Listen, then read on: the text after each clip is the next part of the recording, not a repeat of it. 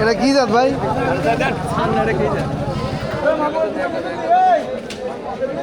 কি জাত এটা? আপনি দেখেন না, বুঝেন না। আমি জানি না তো, আপনি কর না। জি না না, এটা তো আর একটা নাম আছে, দেশি মানে মি করস আর কি। দাম চান কত এর? 42,000। এটা কি চাওয়া দাম? কত হলে বিক্রি করবেন? 32,000 কয় দেয়নি। আমি কি কিনতে আইছেন?